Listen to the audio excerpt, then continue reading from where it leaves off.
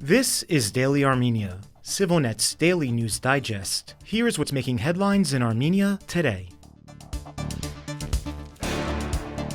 Relations between the European Union and Armenia are at an all-time high, according to the EU's foreign policy chief. Armenia and the EU have never been as close as they are now, Kaja Kallas remarked at a joint press conference today with her Armenian counterpart Ararat Mirzoyan, and said that the EU is ready to deepen its partnership with Yerevan. Mirzoyan echoed the sentiment, highlighting that for the first time, Armenia and the EU have launched cooperations in the fields of security and defense. Back in March, Kallas proposed a second non-lethal assistance defense package for Armenia under the European Peace Facility, worth more than $20 million.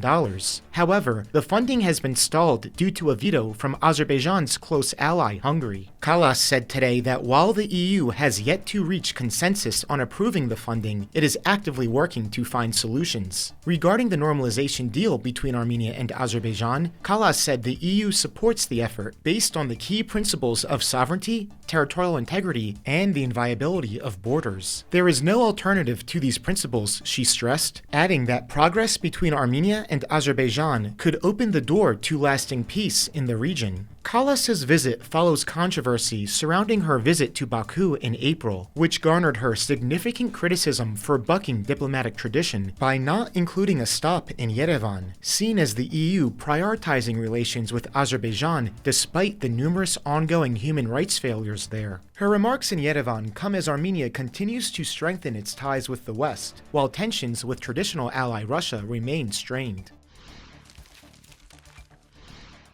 A coalition of Armenian civil society groups and rights activists has issued a strong statement accusing the government of deepening national divisions through its escalating confrontation with the Armenian Apostolic Church. The NGOs condemned what they called selective justice, judicial pressure, and the use of disproportionate force, particularly during recent arrests and raids targeting senior clergy and church properties. The statement cited the attempted detention of Archbishop Mikhail Azerbaijan inside the sacred grounds of the Mother See of Holy Echmiadzin, and the earlier arrest of Archbishop Bagrat Galstanian and billionaire Samvel Karapetyan, a major church benefactor. Karapetyan is accused of backing an alleged coup plot, charges he denies. His arrest and the government's push to nationalize his company, the electricity networks of Armenia, have fueled accusations of political retaliation. The joint statement also criticized masked police raids and alleged targeting of minors during protests. The groups called on the government to respect legal norms and the presumption of innocence, and to avoid interfering in judicial processes.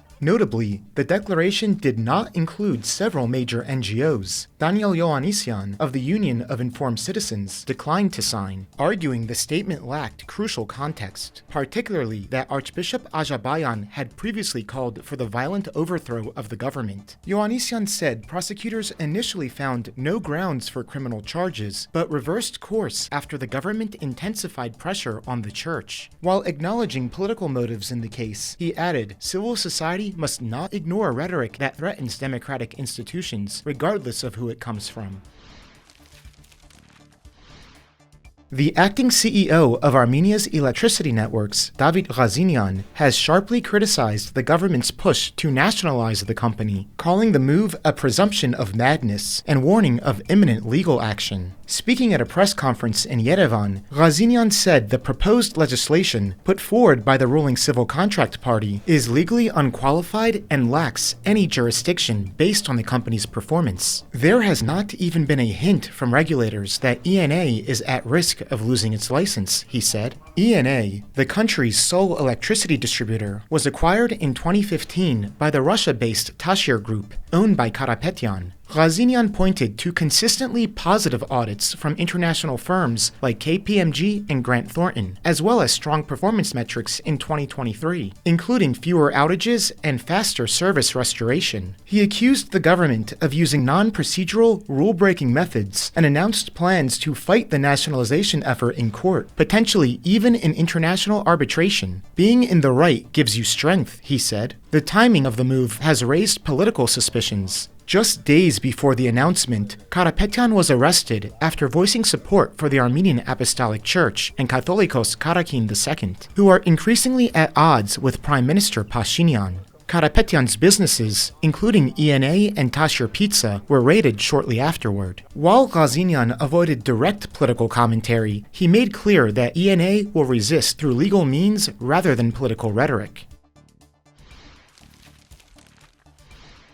Check out our latest episode of Insights with host Eric Hakopian. He begins with the arrests of billionaire Karapetyan and Archbishop Galstanian over the alleged coup plot. He also examines Pashinyan's recent visit to Turkey, why a planned meeting with Azerbaijan's President Ilham Aliyev there fell through, and what the failed summit says about the peace process. You can watch the broadcast at the link in this video's description.